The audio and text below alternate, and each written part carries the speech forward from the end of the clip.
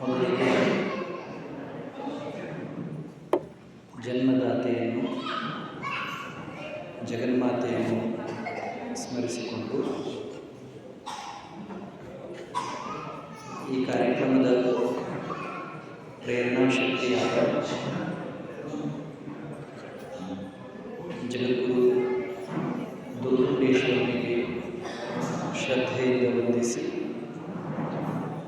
ತತ್ಸ್ವರೂಪರಾಗಿ ಕಾರ್ಯಕ್ರಮದ ಸನ್ನಿಧಾನವನ್ನು ಕರುಣಿಸಿ ನಮ್ಮೆಲ್ಲರಿಗೆ ಆಶೀರ್ವಾದವನ್ನು ದಯಪಾಲಿಸುತ್ತಿರುವ ಶ್ರೀಮಠದ ಪೂಜ್ಯ ಪಾದಗುರುಗಳಿಗೆ ಭಕ್ತಿಯಿಂದ ವಂದಿಸಿ ವೇದಿಕೆಯ ಮೇಲಿರುವ ಗೌರವಾನ್ವಿತ ಅತಿಥಿಗಳೇ ಹಾಗೂ ಈ ಶಿವಾನುಭವ ಕಾರ್ಯಕ್ರಮದಲ್ಲಿ ಭಾಗಿಯಾಗಿರುವ ಹಿರಿಯರೇ, ತಾಯಂದಿರೇ, ಸಮಸ್ತ ದೈವವೇ, ನಿಮ್ಮೆಲ್ಲರಿಗೆ ನನ್ನ ಪ್ರೇಮಪೂರ್ಣ ನಮಸ್ಕಾರ.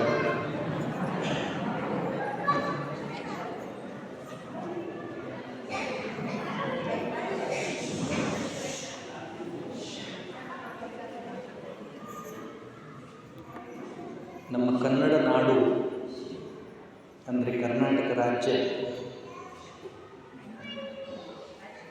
ಧಾರ್ಮಿಕವಾಗಿ, ನೈತಿಕವಾಗಿ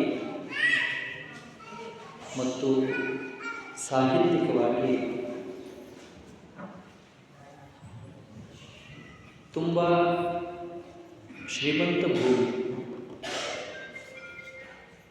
ಹೀಗೆ ಈ ನಾಡನ್ನು ಶ್ರೀಮಂತ ಭೂಮಿಯನ್ನಾಗಿ ಬದಲಾಯಿಸಿದಂಥ ಶಕ್ತಿ ಈ ನಾಡಿನಲ್ಲಿ ಇದ್ದಂಥ ಶರಣರು ಮತ್ತು ಸಂತರ ಕರ್ತೃತ್ವ ಶಕ್ತಿ.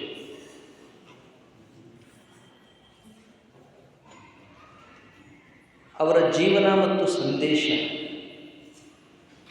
ಈ ನಾಡನ್ನು ಇಷ್ಟು ಶ್ರೀಮಂತಗೊಳಿಸಿದೆ. ಕುತೂಹಲಕ್ಕೆ ಬೇರೆ ನಾಡುಗಳಿಗೆ ನಮ್ಮ ನಾಡನ್ನು ಹೋಲಿಸಿ ನೋಡಿದರೆ, ಅಂದರೆ ಕರ್ನಾಟಕಕ್ಕೂ ಮತ್ತು ಬೇರೆ ರಾಜ್ಯಗಳಿಗೂ ಹೋಲಿಕೆ ಮಾಡಿ ನೋಡಿದರೆ, ಧಾರ್ಮಿಕವಾಗಿ, ನೈತಿಕವಾಗಿ ಮತ್ತು ಸಾಹಿತ್ಯಿಕವಾಗಿ ಇಷ್ಟು ಶ್ರೀಮಂತ ಪರಂಪರೆಯನ್ನು ಅಲ್ಲಿ ಕಾಣೋದಕ್ಕೆ ಆಗೋದಿಲ್ಲ. ಅಲ್ಲಿಯೂ ಧರ್ಮ ಇದೆ, ಅಲ್ಲಿಯೂ ಸಾಹಿತ್ಯ ಇದೆ, ಅಲ್ಲಿಯೂ ನೈತಿಕತೆ ಇದೆ. ಆದರೆ ನಮ್ಮ ನಾಡಿನಲ್ಲಿ ಅದು ತುಂಬ ಭಿನ್ನವಾಗಿದೆ. ಇಡೀ ಜಗತ್ತಿಗೆ ಲೋಕ ಕಲ್ಯಾಣಕ್ಕಾಗಿ ಅವಶ್ಯಕವಾದಂಥ ಎಲ್ಲ ರೀತಿಯ ಚೈತನ್ಯದಾಯಕ ಅಂಶಗಳನ್ನು ನಮ್ಮ ನಾಡು ನೀಡಿ, ಅಂತಹ ಶರಣಚೇತನರಲ್ಲಿ ಜೇಡರ ದಾಸಿಮಯ್ಯ ಅಂತ ಒಬ್ಬ ಶರಣ, ನಿಮಗೆಲ್ಲ ಅವ್ರ ಬಗ್ಗೆ ಗೊತ್ತಿರಬೇಕು. ಅವರನ್ನು ಆದ್ಯ ವಚನಕಾರರು ಅಂತ ಕರೀತಾರೆ. ಇಡೀ ವಚನಕಾರರಲ್ಲಿಯೇ ಅವರು ಮೊದಲಿಗರು ಅಂತ ಸಾಹಿತ್ಯದಿಂದ ಅವರನ್ನು ಗುರುತಿಸ್ತಾರೆ. ಆದ್ದರಿಂದ ಆದ್ಯ ವಚನಕಾರರು ಅಂತ ಅವರನ್ನು ಕರೀತಾರೆ. ಬಸವಣ್ಣನವರು ಇದ್ರಲ್ಲ, ಬಸವಣ್ಣನವರಿಗಿಂತ 20 ವರ್ಷಗಳ ಕಾಲ ಮೊದಲಿದ್ದವರು ಹಿರಿಯರು, ಬಸವಣ್ಣನವರ ಹಿರಿಯ ಸಮಕಾಲೀನರು ಅಂತ ಅವರನ್ನು ಕರೀತಾರೆ. ಅವರು ಗುಲ್ಬರ್ಗ ಜಿಲ್ಲೆ, ಈಗೇನು ಕಲಬುರಗಿ ಅಂತ ಕರೀತೇವೆ,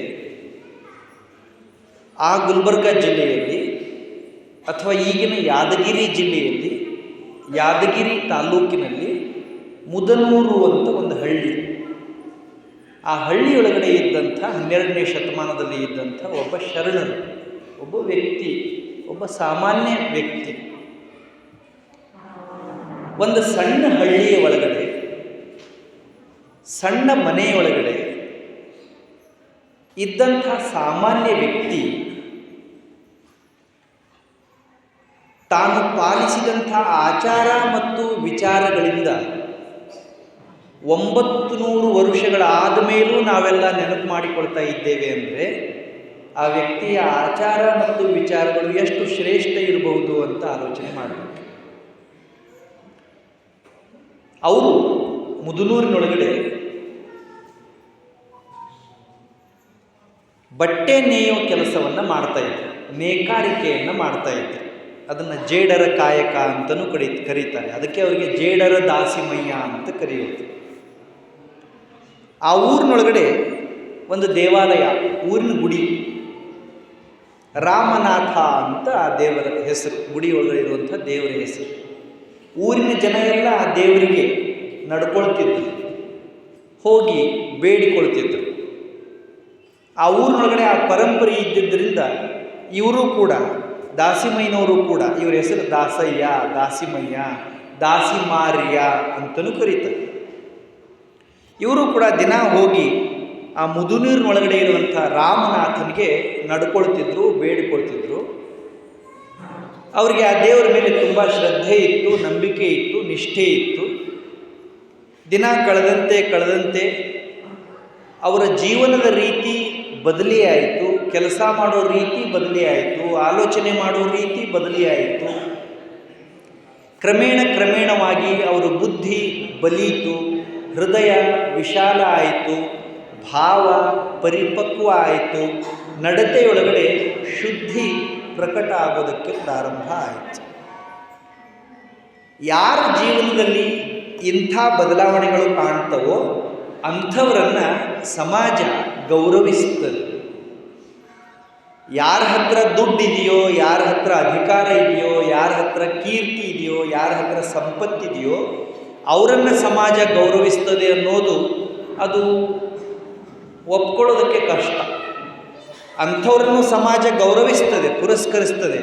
ಆದರೆ ಆ ಗೌರವ, ಆ ಕೀರ್ತಿ ಅದು ತುಂಬ ತಾತ್ಕಾಲಿಕ ಮಾತ್ರ.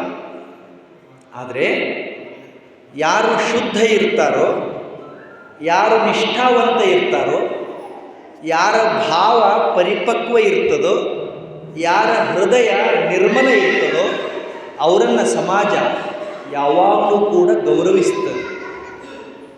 ಹಾಗೆ ಈ ವ್ಯಕ್ತಿ ದಾಸಿಮಾರ್ಯ ಮುದುನೂರಿನೊಳಗಡೆ ನೇಕಾರಿಕೆ ಮಾಡಿಕೊಂಡು ತನ್ನ ಕೆಲಸವನ್ನೇ ದೇವರು ಅಂತ ಭಾವಿಸಿ, ಶಬ್ದ ಲಕ್ಷ್ಯ ಕೊಟ್ಟು ಕೇಳಿಸ್ಕೊಳ್ಳಿ, ತನ್ನ ಕೆಲಸವನ್ನೇ, ತಾನು ಮಾಡುವ ಕೆಲಸವನ್ನೇ ದೇವರು ಅಂತ ಭಾವಿಸಿ ಜೀವನ ನಡೆಸ್ತಾ ಇರ್ತಾರೆ. ಅವರಿಗೆ ಲಗ್ನ ಆಗುತ್ತದೆ, ಮದುವೆ ಆಗುತ್ತದೆ. ಅವರ ಧರ್ಮಪತ್ನಿ ಹೆಸರು ದುಗ್ಗಳೆ. ಜೇಡರ ದಾಸಿಮಯ್ಯ, ಅವರ ಧರ್ಮಪತ್ನಿಯ ಹೆಸರು ದುಗ್ಗಳೆ. ಅವರಿಬ್ಬರು ಗಂಡ ಹೆಂಡತಿ ಬಹಳ ಅನುರೂಪದ ಜೋಡಿ. ಅವರಿಬ್ಬರು ಒಬ್ರಿಗೊಬ್ಬರು ಪರಸ್ಪರ ಹೊಂದಿಕೊಂಡು, ಒಬ್ಬರೊಬ್ಬರು ಅನುವು ಆಪತ್ತಿಗೆ ಹೊಂದಿಕೊಂಡು ಬಹಳ ಸುಂದರವಾದ ಜೀವನವನ್ನು ನಡೆಸ್ತಾ ಇರ್ತಾರೆ. ಜೇಡರ ದಾಸಿಮಯ್ಯನವರೇ ಒಂದು ವಚನದಲ್ಲಿ ಹೇಳಿದ್ದಾರೆ, ಸುಖಿ ಸಂಸಾರದ ಸೂತ್ರ ಯಾವುದು ಅನ್ನೋದನ್ನು ಹೇಳಿದ್ದಾರೆ. ಸತಿಪತಿಗಳೊಂದಾದ ಭಕ್ತಿ ಹಿತವಾಗಿಪ್ಪುದು ಶಿವಂಗೆ. ಸತಿಪತಿಗಳೊಂದಾಗದ ಭಕ್ತಿ ಅಮೃತದೊಳು ವಿಷ ಬೆರೆಸಿದಂತೆ ರಾಮನಾಥ. ಇತ್ತೀಚಿನ ದಿನಮಾನಗಳಲ್ಲಿ the secret of happy families ಅಂತ ದೊಡ್ಡ ಕೋರ್ಸ್ ನಡೆದಿದ್ದಾರೆ, ಟ್ರೈನಿಂಗ್ ಸೆಂಟರ್ ಓಪನ್ ಆಗಿದ್ದಾರೆ. ನಿಮ್ಮ ಮನೆಯೊಳಗಡೆ ನೀವು ನಗುತ್ತಾ ಇರಬೇಕಾದ್ರೆ ಏನು ಮಾಡಬೇಕು ಅನ್ನೋದನ್ನು ಕಲಿಸ್ತೀವಿ ಅಂತ ಒಂದು ಉದ್ಯಮ ಪ್ರಾರಂಭ ಆಗಿದೆ. ಹೀಗೆ ಕಲಿತುಕೊಂಡು ಮನೆಯೊಳಗಡೆ ಸಂತೋಷನ ಸ್ಥಾಪಿಸೋ ಅವಶ್ಯಕತೆ ಇಲ್ಲ. ಗಂಡಿಗೆ ಹೆಂಡತಿ, ಹೆಂಡತಿಗೆ ಗಂಡ ಹೊಂದಿಕೊಂಡು ಬಿಟ್ಟರೆ ಜೀವನ ಅನ್ನೋದು ಸಂತೋಷದ ಸಾಗರ ಆಗುತ್ತದೆ ಅಂತ ಜೇಡರ ದಾಸಿಮಯ್ಯನವರೇ ಹೇಳ್ತಾರೆ. ಹಾಗೆ ಅವರಿಬ್ಬರು ಅತ್ಯಂತ ಆನಂದದ ಜೀವನವನ್ನು ಸಾಗಿಸ್ತಾ ಇರ್ತಾರೆ. ಜೇಡರ ದಾಸಿಮಯ್ಯನವರು ಒಂದು ಕಡೆ ಕಾಯಕ, ಶರಣರು ಹೇಳಿದ ಹಾಗೆ, ಮತ್ತೊಂದು ಕಡೆ ದಾಸೋಹ, ಮತ್ತೊಂದು ಕಡೆ ಅನುಭಾವ. ಈ ಮೂರೂ ಸೂತ್ರಗಳನ್ನು ತಮ್ಮ ಜೀವನದಲ್ಲಿ ಪಾಲಿಸಿ ಶರಣತ್ವವನ್ನು ಸಂಪಾದಿಸ್ತಾರೆ.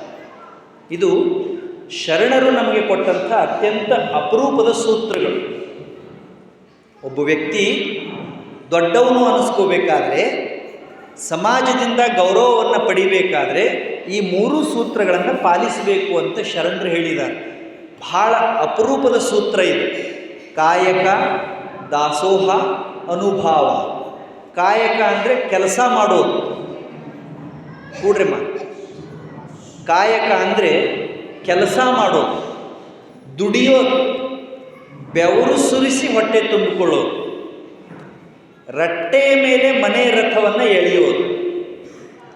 ಯಾರೇ ಇರಲಿ, ಯಾವುದಾದ್ರೂ ಒಂದು ಕೆಲಸವನ್ನು ಮಾಡಬೇಕು. ಯಾರು ಕೆಲಸ ಮಾಡೋದಿಲ್ವೋ ಅವರಿಗೆ ಊಟ ಮಾಡೋ ಹಕ್ಕಿಲ್ಲ ಅಂತ ಮಾರ್ಕ್ಸ್ವಾದ, ಸಮಾಜವಾದ 17, 18, 19ನೇ ಶತಮಾನದಲ್ಲಿ ಹೇಳ್ತಾರೆ. ಇದನ್ನು 12ನೇ ಶತಮಾನದಲ್ಲಿ ಶರಣರು ನಮಗೆಲ್ಲ ತಿಳಿಸಿದ್ದಾರೆ. ಯಾರು ಕಾಯಕ ಮಾಡೋದಿಲ್ವೋ, ಕೆಲಸ ಮಾಡೋದಿಲ್ವೋ, ಹಾಗೆ ಜೀವನ ನಡೆಸ್ತಾರೋ ಅವರನ್ನು ಭಗವಂತ ಮೆಚ್ಚೋದಿಲ್ಲ. ಯಾಕೆ ಅಂದರೆ ಕಾಯಕವೇ ಕೈಲಾಸ.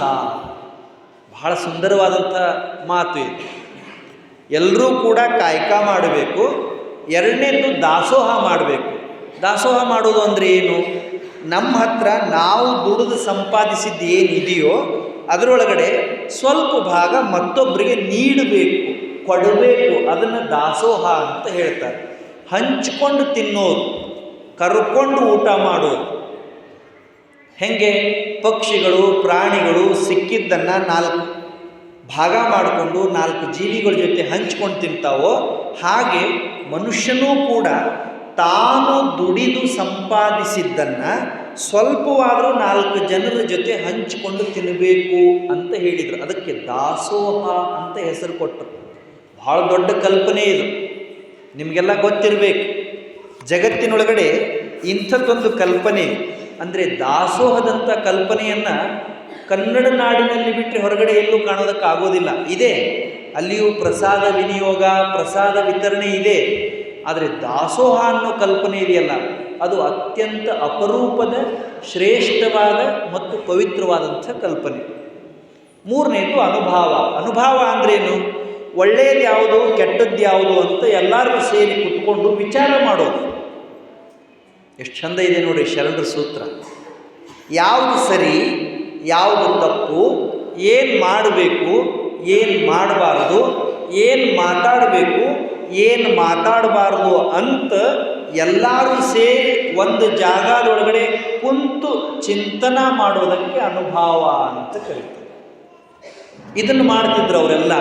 ಹಾಗೆ ಜೇಡರ ದಾಸಿಮಯ್ಯನವರು ಕೂಡ ತಮ್ಮ ಪತ್ನಿಯ ಜೊತೆ ಆನಂದದಿಂದ ಪ್ರತಿದಿನ ಕಾಯಕ ಮಾಡೋದು, ದುಡಿದು ಬಂದ ಸಂಪತ್ತಿನೊಳಗಡೆ 4 ಜನರ ಜೊತೆ ಹಂಚಿಕೊಂಡು ತಿನ್ನೋದು, ಮತ್ತು ಸಮಯ ಸಿಕ್ಕಾಗ 4 ಜನ ಅನುಭಾವಿಗಳ ಜೊತೆ, ತಿಳಿದವರ ಜೊತೆ, ವಿದ್ವತ್ತಿದ್ದವರ ಜೊತೆ ಸೇರಿ ಸರಿ ತಪ್ಪುಗಳ ಚಿಂತನೆಯನ್ನು ಮಾಡ್ತಾ ಇದ್ದಾರೆ. ಮುದುನೂರಿನೊಳಗಡೆ, ನಮ್ಮ ಕನ್ನಡ ನಾಡಿನ ಮುದುನೂರಿನೊಳಗಡೆ ಅವರು ಎಷ್ಟು ಚಂದ ಅನುರೂಪ ಜೀವನ ಮಾಡ್ತಾ ಇದ್ರು ಅನ್ನೋದಕ್ಕೆ, ಅಂದರೆ ಗಂಡ ಹೆಂಡತಿ ಎಷ್ಟು ಚಂದ ಇದ್ದರು ಅನ್ನೋದಕ್ಕೆ ಪುರಾಣದೊಳಗಡೆ ಒಂದು ಕತೆ ಬರ್ತದೆ. ಬಹಳ ಸುಂದರವಾದ ಕಥೆ. ಅಲ್ಲಿ ಕೈಲಾಸದೊಳಗಡೆ ಒಂದು ಚರ್ಚೆ ಚಾಲು ಆಗ್ತದಂತೆ. ಏನು ಚರ್ಚೆ? ಸಂಸಾರ ಶ್ರೇಷ್ಠೋ, ಸನ್ಯಾಸ ಶ್ರೇಷ್ಠೋ ಅಂತ. ಆವಾಗ ವಿಧಿ ದೇವತೆ ಹೇಳ್ತದಂತೆ, ಇಲ್ಲ, ಸನ್ಯಾಸವೇ ಶ್ರೇಷ್ಠ, ಸನ್ಯಾಸಿಗಳೇ ಶ್ರೇಷ್ಠ. ಸನ್ಯಾಸ ಜೀವನದಲ್ಲಿ ಇರುವಂಥ ಅವಕಾಶಗಳು ಸಂಸಾರಿಕರಿಗೆ ಇಲ್ಲ, ಆದ್ದರಿಂದ ಸನ್ಯಾಸಿಗಳೇ ಶ್ರೇಷ್ಠ. ಘಟನೆ ಭಾಳ ಚಂದ ಇದೆ, ಲಕ್ಷ್ಯ ಕೊಟ್ಟು ಕೇಳಿಸ್ಕೊಳ್ಳಿ. ಆವಾಗ ವಿಷ್ಣು ಅಂತನಂತೆ, ಇಲ್ಲ ಇಲ್ಲ, ಇದನ್ನು ನಾನು ಒಪ್ಪುವುದಿಲ್ಲ, ಸನ್ಯಾಸಕ್ಕಿಂತ ಸಂಸಾರ ಭಾಳ ಶ್ರೇಷ್ಠ, ಸನ್ಯಾಸಿಗಳಿಗಿಂತ ಸಂಸಾರಿಗಳು ಭಾಳ ಚಲೋ ಅಂತ ವಾದ ಮಾಡ್ತಾರೆ. ಹಿಂಗೆ ವಾದ ಚಾಲು ಆಗ್ತದೆ. ಕೆಲವರು ಸನ್ಯಾಸ ಶ್ರೇಷ್ಠ, ಇನ್ನು ಕೆಲವರು ಸಂಸಾರ ಶ್ರೇಷ್ಠ ಅಂತ ವಾದ ಮಾಡೋ ಕಾಲಕ್ಕೆ ಭಗವಂತ ಶಿವ ಹಿಂಗೆ ಚರ್ಚೆ ಮಾಡಬೇಡಿ, ನೀವು ಹಿಂಗೆ ಚರ್ಚೆ ಮಾಡ್ತಾ ಮಾಡ್ತಾ ಮಾಡ್ತಾ ಹೋದರೆ ಕೊನೆಯವರೆಗೂ ನಿಮ್ಮ ಚರ್ಚೆ ಮುಗಿಯೋದಿಲ್ಲ, ಸರಿಯ ಉತ್ತರ ಯಾವುದು ಅಂತ ನಿಮಗೆ ತಿಳಿಯೋದಿಲ್ಲ. ನಾನೊಂದು ಕೆಲಸ ಹೇಳ್ತೀನಿ, ಆ ಕೆಲಸ ನೀವು ಸರಿ ಮಾಡಿದರೆ ಯಾವುದು ಶ್ರೇಷ್ಠ ಅಂತ ನಿಮಗೆ ಗೊತ್ತಾಗ್ತದೆ ಅಂತ ಹೇಳ್ತಾನೆ. ಅವಾಗ ಏನು ಮಾಡಬೇಕು ಅಂತ ಅವ್ರು ಕೇಳ್ತಾರೆ. ಅವಾಗ ಶಿವ ಅಂತಾನಂತೆ, ಹೋಗ್ರಿ, ಮುದುನೂರಿನೊಳಗಡೆ ಒಬ್ಬ ಶರಣಿದ್ದಾನೆ. ಆತ ಕಾಯಕವನ್ನೇ ಕೈಲಾಸ ಅಂತ ನಂಬಿ ಜೀವನ ಮಾಡ್ತಾ ಇದ್ದಾನೆ. ಅವನ್ನು ಹೋಗಿ ನೀವು ಕೇಳಿ, ದಾಸಿಮಯ್ಯನ್ನು ಹೋಗಿ ನೀವು ಕೇಳಿ, ಏನು ಸನ್ಯಾಸ ಶ್ರೇಷ್ಠನೋ ಸಂಸಾರ ಶ್ರೇಷ್ಠನೋ ಅಂತ ಕೇಳಿ, ಮತ್ತು ಅವನು ಏನು ಹೇಳ್ತಾನಲ್ಲ ಅದು ಸರಿಯಾದ ಉತ್ತರ ಅಂತ ಶಿವ ಹೇಳ್ತಾನಂತೆ. ಪುರಾಣದೊಳಗಡೆ ಬಂದಿರುವಂಥ ಘಟನಾ ಇದು. ಸರಿ, ವಿಷ್ಣು ವಿಧಿ ಇಬ್ಬರು ಸೇರಿ ಮುದುನೂರಿಗೆ ಬರ್ತಾರಂತೆ. ಊರಿಗೆ ಒಂದು ಜನಾನ ಕೇಳ್ತಾರಂತೆ, ದಾಸಿಮಾರ್ಯ ಮನೆ ಎಲ್ಲಿದೆ, ಹೀಗೆ ಹೋಗಿ ಕಾಣಿಸ್ತದೆ ಅಂತ ಹೇಳ್ತಾನೆ. ಅವರಿಬ್ಬರು ಬರ್ತಾರೆ. ದಾಸಿಮಯ್ಯ ತನ್ನ ಕಾಯಕದೊಳಗಡೆ ಇರ್ತಾನೆ, ಕೆಲಸದೊಳಗಡೆ ಇರ್ತಾನೆ. ಇವರು ಕುತ್ಕೊಂಡು ಮಾತು ಚಾಲೂ ಮಾಡಿ ಕುಶಲೋಪರಿ ಆದಮೇಲೆ ಮಾತುಕತೆ ಚಾಲೂ ಮಾಡ್ತಾರೆ. ಅವಾಗ ಅವರು ಕೇಳ್ತಾರೆ, ಸ್ವಾಮಿ ದಾಸಿಮಯ್ಯ, ಏನು ಸನ್ಯಾಸಿ ಚಲೋನೋ ಸಂಸಾರಿ ಚಲೋನೋ? ನಾವು ಸುಖವಾಗಿರಬೇಕು ಅಂತಾದರೆ ಸನ್ಯಾಸಿ ಜೀವನ ತಗೋಬೇಕು, ಸಾಂಸಾರಿಕ ಜೀವನ ಸ್ವೀಕಾರ ಮಾಡಬೇಕು ಅಂತ ಕೇಳ್ತಾರೆ. ಈಗ ಇದನ್ನು ಅವರಿಗೆ ದಾಸಿಮಯ್ಯ ಮಾತಿನಿಂದ ಹೇಳಿದರೆ ಉಪಯೋಗ ಮುಟ್ಟುವುದಿಲ್ಲ ಅಂತ ವಿಚಾರ ಮಾಡಿ, ನೀವು ಕುತ್ಕೊಳ್ಳಿ, ನಾನೊಂದು ಬೇರೆ ಕೆಲಸ ಮಾಡ್ತೀನಿ, ಆಮೇಲೆ ನಿಮ್ಗೆ ಉತ್ತರ ಸಿಗ್ತದೆ ಅಂತ ಹೇಳಿ ತಂದೇನು ನೇಯ್ಗೆ ಕಾಯಕ ನಡೀತಿರ್ತದಲ್ಲ, ನೇಕಾರಿಕೆ ಮಾಡೋ ಕೆಲಸ ಇರ್ತದಲ್ಲ, ನೂಲಿನ ಜೊತೆ ಕೆಲಸ, ಆ ನೇಕಾರಿಕೆ ಮಾಡೋ ಕೆಲಸದೊಳಗಡೆ ಏನೋ ಅಡಚಣೆ ಆಯಿತು ಅಂತ ಒಳಗಡೆ ಇದ್ದ ದುಗ್ಗಳೆಯನ್ನು ಕರೀತಾನಂತೆ, ಹೆಂಡತಿನ ಕರೀತಾನಂತೆ, ದುಗ್ಗಳೆ ಬಾ ಅಂತ. ಇವರಿಬ್ಬರು ಕೂತಿದ್ದಾರೆ, ಮನೆಗೆ ಬಂದು ಅತಿಥಿಗಳಿಬ್ಬರು ಕೂತಾರೆ. ಆಕೆ ಬಂದು, ಸ್ವಾಮಿ ಏನು ಅಂತ ಕೇಳ್ತಾರೆ. ಏನೂ ಇಲ್ಲ, ನಾನು ನೇಕಾರಿಕೆ ಮಾಡ್ತಾ ಇದ್ದೀನಿ, ನೇಯ್ತಾ ಇದ್ದೀನಿ, ಒಂದು ನೂಲಿನ ಎಳೆ ಕತ್ತರಿಸ್ಬಿಟ್ಟದು, ನನಗೆ ಕಾಣಿಸ್ತಾ ಇಲ್ಲ, ದೀಪ ಹಚ್ಕೊಂಡು ಬಾ ಅಂತ ಹೇಳ್ತಾನೆ ದಾಸಿಮಯ್ಯ. ಹೆಂಡತಿ ಒಳಗೆ ಹೋಗಿ ದೀಪ ಹಚ್ಕೊಂಡು ತಂದು ಗಂಡನ ಮುಂದಿಟ್ಟು ವಾಪಸ್ ಒಳಗೆ ಹೋಗ್ತಾರೆ. ಇವರಿಬ್ಬರು ಕೂತಿರ್ತಾರೆ. ಇವ್ರಿಗೆ ಗಾಬರಿ. ಯಾಕೆ ಗಾಬರಿ ಅಂದರೆ ಅದು ಹಗಲು ಹೊತ್ತು, ಎಲ್ಲ ಸ್ವಚ್ಛ ಬೆಳಕಿದೆ, ಮ್ಯಾಲೆ ಶಾಶ್ವತ ದೀವಿಗೆಯಾದ ಸೂರ್ಯ ಪ್ರಕಾಶಮಾನವಾಗಿ ಉರಿತಿದ್ದಾನೆ. ಎಲ್ಲಿ ಯಾವ ನೂಲಿನ ಎಳೆ ಹರಿದ್ರೂ ಎಲ್ಲರಿಗೂ ಕಾಣಿಸ್ಬೇಕು, ಅಷ್ಟು ಬೆಳಕು ಇದ್ದರೂ ದೀಪ ತೊಗೊಂಡು ಬಾ ಅಂತ ದಾಸಿಮಯ್ಯವ್ರು ಹೇಳಿದರು. ದುಗ್ಗಳೆ ತಂದಿಟ್ಟು ಹೋದರು. ಇವರಿಬ್ಬರು ಸುಮ್ಮನೆ ಕೂತಿದ್ರು ಕುತೂಹಲದಿಂದ. ಆಯಿತು, ಸ್ವಲ್ಪ ಹೊತ್ತಾಯಿತು, ಮತ್ತೆ ಕರೀತಾನೆ, ದುಗ್ಗಳೆ ಬಾ. ಆಕೆ ಬರ್ತಾಳೆ, ನಂಗೆ ಭಾಳ ಹಸುವಾಗಿದೆ, ನಂಗೆ ಪ್ರಸಾದ ಬಡಿಸು, ಊಟಕ್ಕೆ ಬಡಿಸು ಅಂತ ಕೇಳ್ತಾನೆ. ಅವಾಗ ಹೆಂಡತಿ ತಂದು ಪರ್ಯಾಣ ಮುಂದಿಟ್ಟು, ತಟ್ಟೆ ಮುಂದಿಟ್ಟು, ಗಡಿಗೆಯೊಳಗಿಂದು ಅಂಬ್ಲಿ ತಂದು ಗಂಡನ ತಟ್ಟೆಗೆ ಹಾಕ್ತಾಳೆ. ಅಂಬ್ಲಿ ತಣ್ಣಗಿರ್ತದ. ಆದರೂ ದಾಸಿಮಯ್ಯ ಹೆಂಡತಿಗೆ ಹೇಳ್ತಾನಂತೆ, ಇಷ್ಟು ಬಿಸಿ ಅಂಬ್ಲಿ ನಾ ಹೆಂಗೆ ಊಟ ಮಾಡಲಿ, ಗಾಳಿ ಹಾಕು. ಲಕ್ಷ್ಯ ಕೊಟ್ಟು ಕೇಳಿಸ್ಕೋಬೇಕಿದನ್ನು.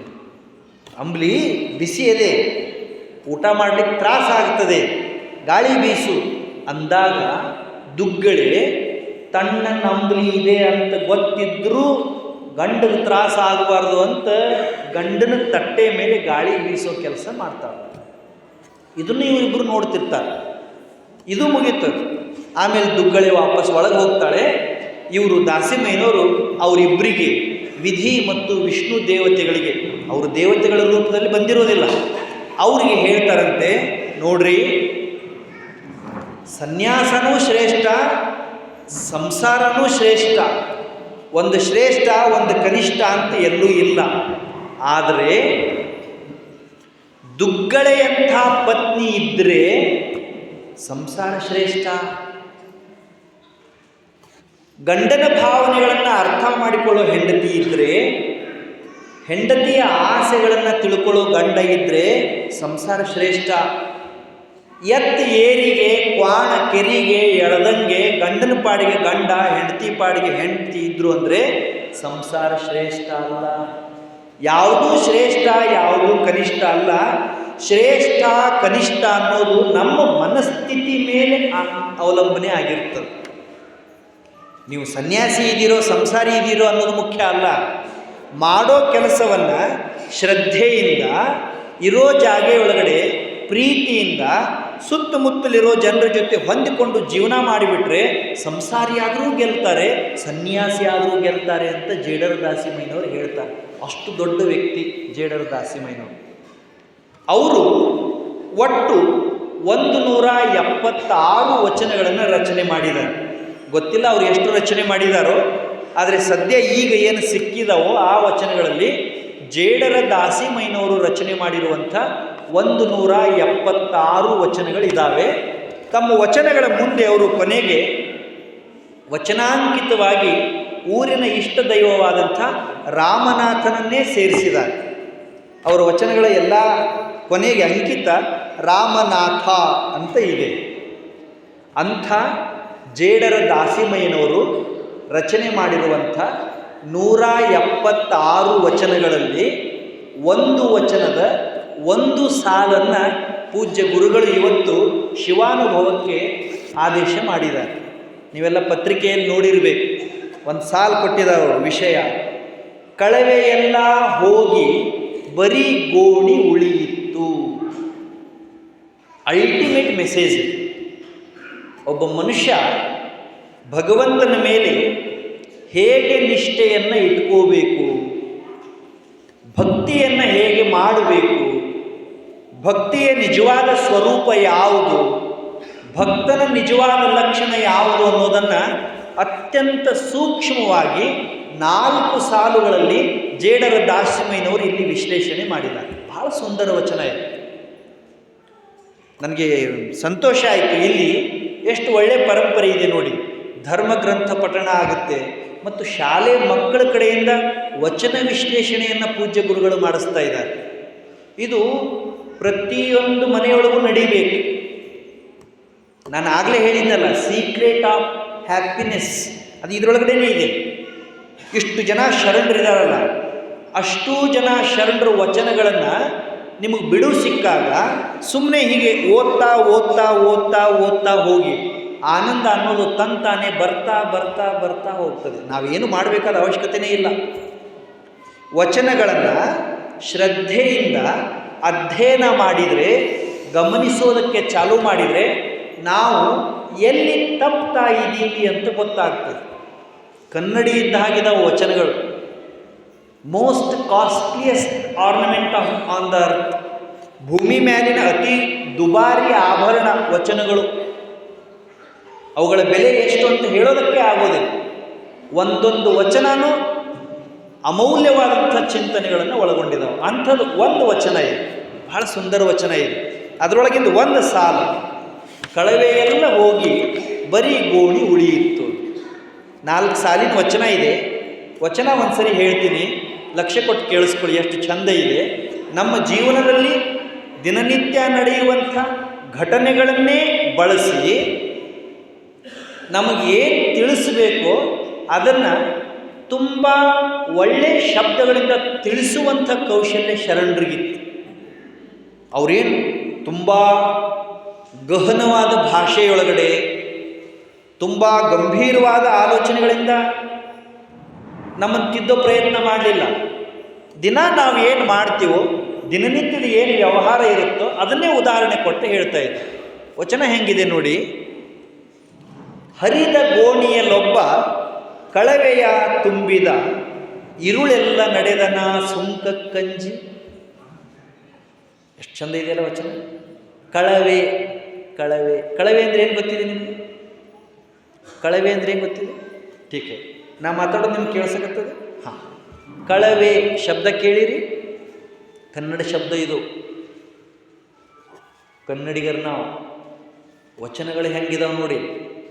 ವಚನಗಳನ್ನು ಓದೋದಕ್ಕೆ ಚಾಲೂ ಮಾಡಿದರೆ ನಮ್ಮದು ಶಬ್ದ ಭಾಂಡಾರನೂ ಹೆಚ್ಚಾಗ್ತದೆ. ಎಂಥ ಎಂಥ ಪದಪ್ರಯೋಗ ಮಾಡಿದಾರೋ. ಕಳವೆ ಕಳವೆ ಅಂದರೆ ಭತ್ತ.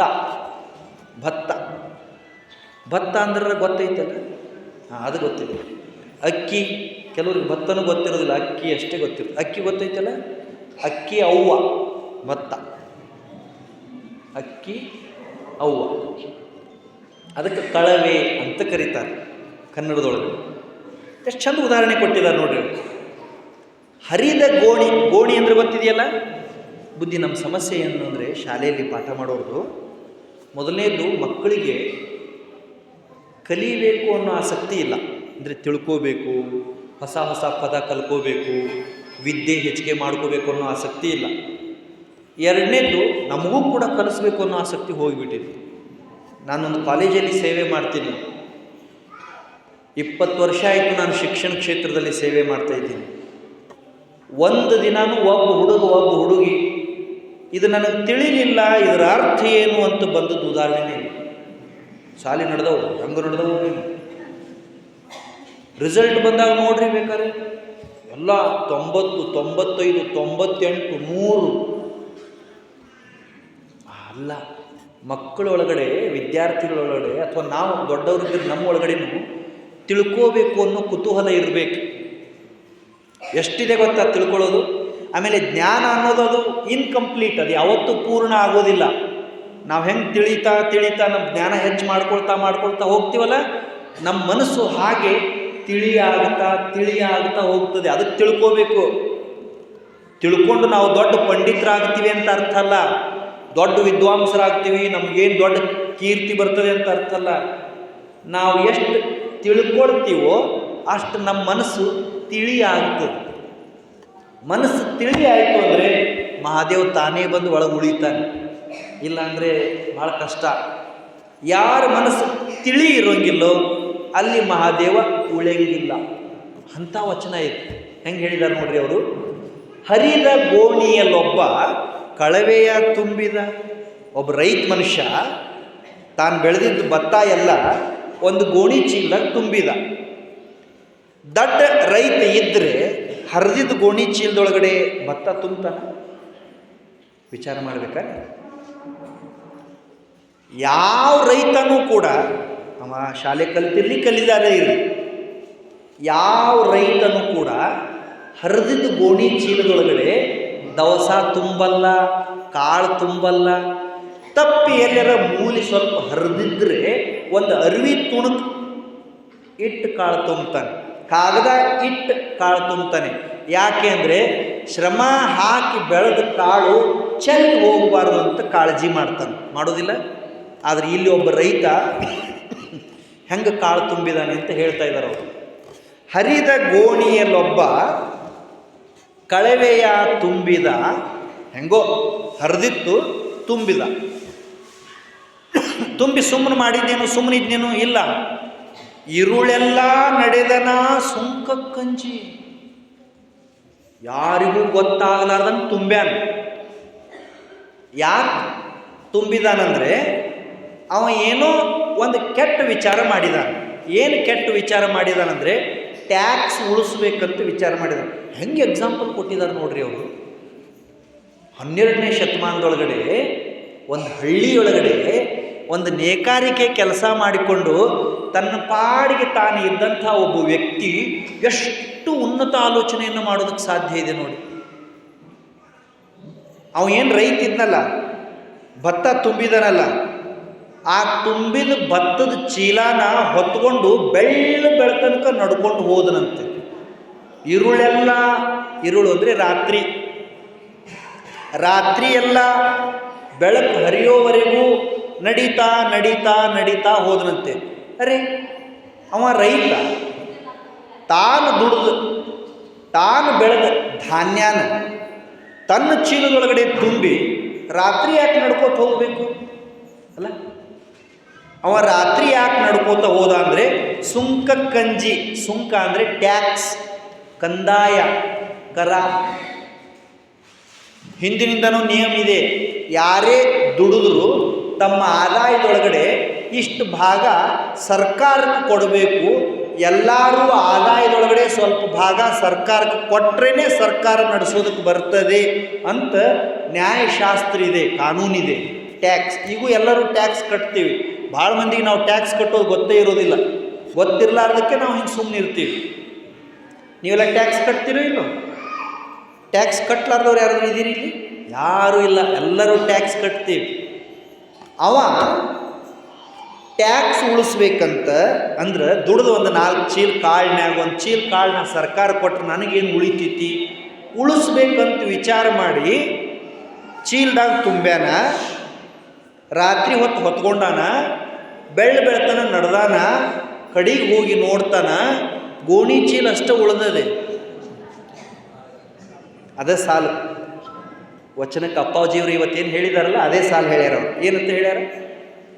ಕಳವೆಯೆಲ್ಲ ಹೋಗಿ ಭತ್ತೆಲ್ಲ ಹೋಗ್ಯಾವ, ಏನು ಉಳಿದದ? ಎಂಥದ್ದು ಉಳಿದದ? ಬರೀ ಗೋಣಿ ಉಳಿದಿತ್ತು. ಯಾಕೆ ಬರೀ ಗೋಣಿ ಉಳಿದೈತಿ ಅಂದ್ರೆ ಅವ ಶಾಣೆ ಇರ್ಲಾರ್ದಕ್ಕೆ. ಹೆಂಗೆ ಹೇಳ್ಯಾರ ನೋಡ್ರಿ ಅವರು. ಒಂದು ವೇಳೆ ಅವ ಶಾಣೆ ಇದ್ದಿದ್ರ, ಅವಂಗ ತಿಳುವಳಿಕೆ ಇದ್ದಿದ್ರ, ಸೂಕ್ಷ್ಮ ಜ್ಞಾನ ಇದ್ದಿದ್ರ, ಲೋಕಜ್ಞಾನ ಇದ್ದಿದ್ರ ತುಂಬಿದ್ದ ಭತ್ತೆಲ್ಲ ಚೀಲದಾಗ ಉಳಿತಿದ್ದು. ದಡ್ಡವ, ಶತದಡ್ಡವ, ಚೀಲ ಉಳಿದೈತಿ. ಶ್ರಮ ಏನಾದ್ರು ಕಡಿಮೆ ಆಯ್ತೇನು? ಇಲ್ಲ. ತುಂಬೋದು ತಪ್ಪಲಿಲ್ಲ, ನಡೆಯೋದು ತಪ್ಪಲಿಲ್ಲ, ಭತ್ತನೂ ಉಳಿಲಿಲ್ಲ. ಇದನ್ನು ದಾಸಿಮಯ್ಯನವರು ಎದಕ್ಕೆ ಹೋಲಿಸಿದಾರಂದ್ರೆ, ಈ ಮಾತು ಅವ್ರು ಯಾಕೆ ಹೇಳ್ಯಾರಂದ್ರೆ, ಯಾರ ಭಕ್ತಿ ಅಸ್ತವ್ಯಸ್ತ ಇರ್ತದೋ, ಯಾರ ಭಕ್ತಿ ನಿಜ ಇರೋದಿಲ್ಲೋ, ಯಾರು ನಿಜವಾದ ಭಕ್ತಿಯನ್ನು ಭಗವಂತನಿಗೆ ಸಲ್ಲಿಸೋದಿಲ್ಲೋ ಅವ್ರದ್ದು ಪರಿಸ್ಥಿತಿ ಹಿಂಗ ಅಂತ ಹೇಳ್ಯಾರ ಅವರು. ಹರಿದ ಗೋಣಿಯಲ್ಲೊಬ್ಬ ಕಳವೆಯ ತುಂಬಿದ ಇರುಳೆಲ್ಲ ನಡೆದನ ಸುಂಕ ಕಂಜಿ, ಕಳವೆಯೆಲ್ಲ ಹೋಗಿ ಬರೀ ಗೋಣಿ ಉಳಿಯಿತ್ತು, ಅಳಿಮನದವನ ಭಕ್ತಿ ಇಂತಾಯಿತ್ತು. ನೋಡಪ್ಪ, ನೀ ಎಷ್ಟು ಶಾಣೆ ಅದಿ ಅನ್ನೋದು ಮುಖ್ಯ ಅಲ್ಲ, ನಿನಗೆ ಎಷ್ಟು ಮಂತ್ರ ಬರ್ತಾವು, ಎಷ್ಟು ವಚನ ಹೇಳ್ತಿ ಅದು ಮುಖ್ಯ ಅಲ್ಲ, ನೀ ಎಷ್ಟು ಸರಿ ಗುಡಿಗೆ ಹೋಗ್ತಿ, ಎಷ್ಟು ಸರಿ ಮಠಕ್ಕೆ ಹೋಗ್ತಿ ಅದು ಮುಖ್ಯ ಅಲ್ಲ, ನೀ ದೇವರಿಗೆ ಹೂವು ತಂದಿಯೋ, ಕಾಯಿ ತಂದಿಯೋ, ಹಣ್ಣು ತಂದಿಯೋ, ಕರ್ಪೂರ ತಂದಿಯೋ, ಧೂಪ ಹಚ್ಚಿದೆಯೋ, ತುಪ್ಪದ ಧೂಪ ಹಚ್ಚಿದೆಯೋ ಮುಖ್ಯ ಅಲ್ಲ, ನೀ ಆರತಿ ಹೇಳಿ, ಜಾಗಟೆ ಬಾರಿಸಿ, ಗಂಟೆ ಬಾರಿಸಿ ಎಲ್ಲರಿಗೂ ಗೊತ್ತಾಗುವಂಗ ದೊಡ್ಡ ದಾನ ಮಾಡಿದೆಯೋ ಅದು ಮುಖ್ಯ ಅಲ್ಲ. ಮುಖ್ಯ ಯಾವುದು ಅಂದ್ರೆ ನೀ ಹೆಂಗೆ ಭಕ್ತಿ ಮಾಡಿದಿ ಅನ್ನೋದು ಮುಖ್ಯ, ಏನು ತಂದು ಭಕ್ತಿ ಮಾಡಿದಿ ಅನ್ನೋದು ಮುಖ್ಯ ಅಲ್ಲ. ನಮ್ಮ ಪರಿಸ್ಥಿತಿ ಹೆಂಗದೆ, ನಮ್ಮ ಭಕ್ತಿ ಹೆಂಗದೆ? ಭಕ್ತಿ ಅನ್ನೋ ಶಬ್ದ ಕಿವಿಗೆ ಬಿದ್ದ ತಕ್ಷಣ ನಮ್ಮ ಕಣ್ಣು ಮುಂದೆ ಬೇರೆ ಬೇರೆ ಚಿತ್ರ ಬರಕ್ಕೆ ಚಾಲೂ ಮಾಡ್ತಾವೆ. ಏನು ಚಿತ್ರ ಬರ್ತಾವೆ ಹೇಳ್ರಿ? ನಾವೆಲ್ಲ ಮಡಿಲೇ ಸ್ನಾನ ಮಾಡಿದ್ದು, ಗುಡಿಗೆ ಹೋಗಿದ್ದು, ಭಗವಂತಗೆ ಪ್ರಾರ್ಥನಾ ಮಾಡಿದ್ದು, ಅಭಿಷೇಕ ಮಾಡಿದ್ದು, ಏನಾದರೂ ಫಲ ಪುಷ್ಪ ಅರ್ಪಣೆ ಮಾಡಿದ್ದು, ಏನೋ ದವಸ ಧಾನ್ಯ ದಾನ ಮಾಡಿದ್ದು ಕಣ್ಣು ಮುಂದೆ ಬರ್ತದೆ. ಇದು ಭಕ್ತಿ ಅಲ್ಲ ಅಂತ ಶರಣರು ಹೇಳ್ತಾರೆ. ನಿಜವಾದ ಭಕ್ತಿ ಅಂದರೆ ಏನು? ಭಗವಂತನ ಮೇಲೆ ಅಚಲವಾದಂಥ ಶ್ರದ್ಧಾ. ಭಕ್ತಿ ಪದದ ಅರ್ಥ ಏನು ಗೊತ್ತದೇನು? ಭಕ್ತಿ ಅಂದ್ರೆ ಏನು ಗೊತ್ತೈತಿ? ಭಕ್ತಿ ಅಂದ್ರೆ ಏನು ಗೊತ್ತೈತಿ? ಹೂವರ ಏನ್ರ ಅಂದ್ರೆ ನಿಮ್ದೇನು ಚಿಂತೆ ಪಾಪ, ಗೋಣಿ ಚೀಲದಾಗ ಹೆಂಗೆ ತುಂಬಿದ್ನೋ ಏನೋ, ಎಷ್ಟು ತ್ರಾಸಾಗಿರ್ಬೇಕು. ನಮಗೂ ಹಿಂಗೆ ಹೋಗ್ಯಾವು. ಈಗ ನಮ್ಗೆ ಎಷ್ಟು ವರ್ಷ ಆದವು? ನಾನು 40 ವರ್ಷ ಆದವು. 40 ಭತ್ತ ಹೋದಂಗೆ. ನಿಮ್ಮ ಯಾರು 50 ಆಗ್ಯಾವ, 60 ಆಗ್ಯಾವ, 30 ಆಗ್ಯಾವ, 25 ಆಗ್ಯಾವ. ಅದು ದುರ್ದುಂಡೇಶ್ವರಿಗೆ ಅರ್ಪಣೆ ಮಾಡ್ಬೇಕಂತ ನಾವು ತುಂಬೇವಿ, ಕರೆ ತಳ ನಾವೇನು ತಿಳ್ಕೊಂಡೇವಿ? ಭಗವಂತ ನಮಗೆ ಭಾಳ ಚಂದ ಕೃಪಾ ಮಾಡ್ತಾನೆ. ಇನ್ನೊಬ್ಬರು ಶರಣರದು ಭಾಳ ಚಂದ ವಚನ ಇದೆ. ಇಂಥದೇ ಒಂದು ವಚನ: ದೃಢವಿಲ್ಲದ ಭಕ್ತಿ ಒಡೆದ ಕುಂಭದಲ್ಲಿ ಸುಜಲವ ತುಂಬಿದಂತೆ. ಎಷ್ಟು ಚಂದ ಶಬ್ದ ಬಳಸಿದ್ದಾರೆ ನೋಡ್ರಿ ಅವರು.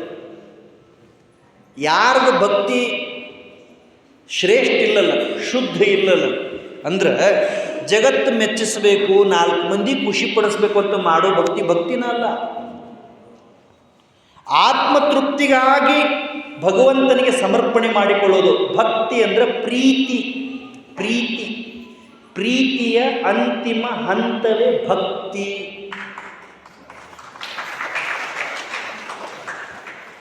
ನೀವು ಅವ್ರು ಹೊಡೆದಕ್ಕೆ ಹೊಡೆದಿರಿ, ತಿಳಿದಿದ್ದಕ್ಕೆ ಹೊಡೆದಿಲ್ಲ. ನೀವು ಇನ್ನೊಮ್ಮೆ ಹೇಳ್ತೀರಿ, ಕೇಳಿಸ್ಕೊಂಡ್ರೆ ಹೊಡೀರಿ. ಭಕ್ತಿ ಅಂದ್ರೆ ಪ್ರೀತಿಯ ಅಂತಿಮ ಹಂತ, unconditional love. It is called as unconditional love. Akkamadevi ಅನ್ನೋದಿಲ್ಲ, ಅಯ್ಯ ನೀನು ಕೇಳಿದಡೆ ಕೇಳು, ಕೇಳದಿದ್ದಡೆ ಮಾಡು, ನಿನ್ನನ್ನು ಹಾಡಲಾರದೆ ಸೈರಿಸಲಾರನಯ್ಯ. ಎಂಥ ಮಾತು ನೋಡ್ರಿ. ಅಯ್ಯ ನೀನು ನೋಡಿದಡೆ ನೋಡು, ನೋಡದಿದ್ದಡೆ ಮಾಡು. ದುರ್ದಂಡೇಶ್ವರ, ನೀನು ನನ್ನ ಬೇಕಾದ್ರೆ ನೋಡು, ನೋಡಲಿಲ್ಲ ಅಂದ್ರೆ ಬಿಡು, ದಿನ ನಿನಗೆ ಹೂ ತಂದು ಇಡ್ಲಾರ್ದೆ ಮತ್ತೊಂದು ಕೆಲಸ ಮಾಡೋದಿಲ್ಲ. ಪ್ರೇಮ್ ಹೆಂಗೈತಿ ನೋಡ್ರಿ. ನಾವು ಹೂವು ತಂದು ಇಡ್ಬೇಕಾರೆ ಯಾರು ನೋಡ್ಯಾರೋ ನೋಡಿದ್ರು, ನೋಡ್ಲಿ ಅಂತ ತಂದ್ವಿ ಅಂದ್ರೆ ಹೆಂಗೆ ಹೂವು ದೇವ್ರಿಗೆ ಮುಟ್ತದೆ ಹೇಳಿ? ಇಲ್ಲ, ಯಾರು ನೋಡ್ಲಿ ಅಂದ್ರೆ ಮುದ್ದಾಮ ನಾವ ಹೇಳೋದು, ನಾ ಇಂದು ಗುಡಿಗೆ 2 ಮಾಲೆ ಕೊಟ್ಟಿನಿ. ಎಂಥ ಭಕ್ತಿ ರೀ ಅಲ್ಲ. ಭಕ್ತಿ ಶರಣರಂಗ ದೃಢವಿಲ್ಲದ ಭಕ್ತಿ ಒಡೆದ ಕುಂಭದಲ್ಲಿ ಸುಜಲವ ತುಂಬಿದಂತೆ. ಕೊಡದ ತಳ ಒಡೆದೈತಿ, ಕೊಡದ ತಳ ಒಡೆದೈತಿ. ಭಗವಂತನ ಸ್ವರೂಪದಾಗ ಗುರುಗಳು ಜ್ಞಾನ ಅನ್ನೋ ಸುಜಲನ ತುಂಬಾಕತ್ಯಾರ, ನಾವು ತುಂಬ್ಕೊಳಕತ್ತೀವಿ, ತಳ ಒಡೆದೈತಿ. ಇಲ್ಲಿ ಇಷ್ಟು ಮಂದಿ ಇದೀವಲ್ಲ, ದೇವರಿಗೆ ಕೈ ಮುಗಿಲಾರ್ದವ್ರು ಯಾರು ಅದೀವಿ? ಇಲ್ಲ. ಮಠಕ್ಕೆ ಬರಲಾರ್ದವ್ರು ಯಾರು ಅದೀವಿ? ಇಲ್ಲ.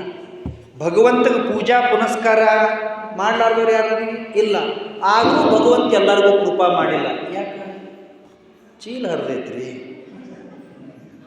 ಎಲ್ಲರೂ ಗೋಣಿ ತುಂಬೇವಿ, ಭತ್ತ ತುಂಬೇವಿ, ನೀರು ತುಂಬೇವಿ. ಒಂದು ಕಡೆ ತಳ ಒಡೆದ ಗಡಿಗೆ, ಮತ್ತೊಂದು ಕಡೆ ಹರಿದ ಗೋಣಿ. ಅದಕ್ಕೆ ಜೇಡರ ದಾಸಿಮಯ್ಯನವ್ರು ಏನಂತಾರ ನೋಡ್ರಿ, ಕಂಟು ಬರ್ತಿ ಚೀಲ ತುಂಬಬೇಕಂತ ಏನಿಲ್ಲ. ಲಕ್ಷ ಕೊಟ್ಟು ಕೇಳಿಸ್ಕೊರೇ, ಇದು ಕಂಟು ಬರ್ತಿ ಚೀಲ ತುಂಬಬೇಕಂತ ಏನಿಲ್ಲ. 4 ಹಿಡಿ ತುಂಬಿದ್ರು ಸಾಕು, ತುಂಬಿದ ಕೆಳಗೆ ಬೀಳಾರ್ದಂಗೆ ಕಾಳಜಿ ಮಾಡಬೇಕು ಅಲ್ಲ. ನಾವು ದಿನ 3 ಹೊತ್ತು ಭಗವಂತಗೆ ಒಂದು ಭಕ್ತಿ ಅರ್ಪಣೆ ಮಾಡ್ಬೇಕಂತೇನಿಲ್ಲ. ನಾವು ಎಲ್ಲ ಶಾಸ್ತ್ರ ಕಲ್ಕೊಂಡು ಭಗವಂತನ ಆರಾಧನೆ ಮಾಡ್ಬೇಕಂತೇನಿಲ್ಲ. ಎಲ್ಲ ವ್ರತ ಮಾಡಬೇಕು, ಎಲ್ಲ ನೇಮ ಮಾಡಬೇಕು, ಎಲ್ಲ ಆಚಾರ ವಿಚಾರ ಮಾಡ್ಬೇಕಂತೇನಿಲ್ಲ.